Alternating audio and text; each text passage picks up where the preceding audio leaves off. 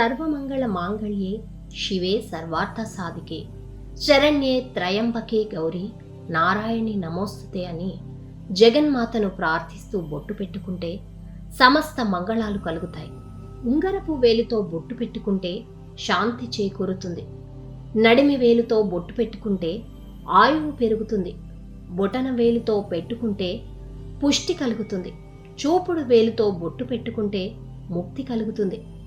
బొట్టు పెట్టుకోవడం మూఢాచారం కాదు, మన పెద్దలు మన కోసం ఏర్పరిచిన ఆధ్యాత్మిక ఆరోగ్య రహస్యం.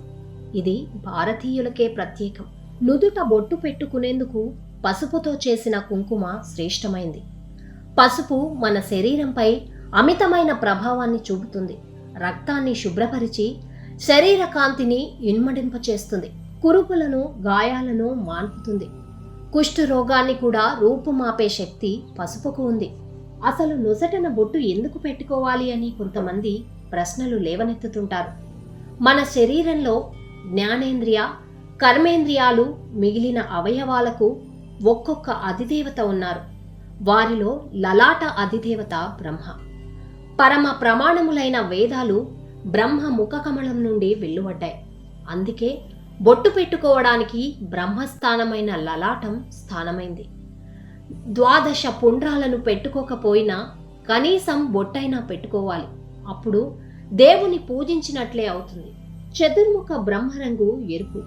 అందుకే బ్రహ్మస్థానమైన నొసటిపై ఎరుపు రంగు వ్యాప్తిలోకి వచ్చింది. ఇందులో నిగూఢ అర్థముంది.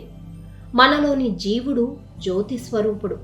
ఆ జీవుడు జాగ్రత్తావస్థలో భ్రూమధ్యంలోని ఆజ్ఞాచక్రంలో సంచరిస్తూ ఉంటాడు.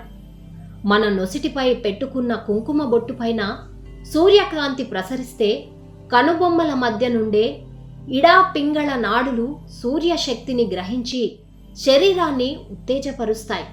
ప్రాణశక్తికి కారణమైన నరాలకు కేంద్ర స్థానము కనుబొమ్మల మధ్య నుండే ఆజ్ఞాచక్రము. కుంకుమ బొట్టును పెట్టుకోవడం వల్ల ఆజ్ఞాచక్రాన్ని పూజించినట్లే అవుతుంది. మానసిక ప్రవృత్తులను నశింపజేసేదే ఈ ఆజ్ఞాచక్రం.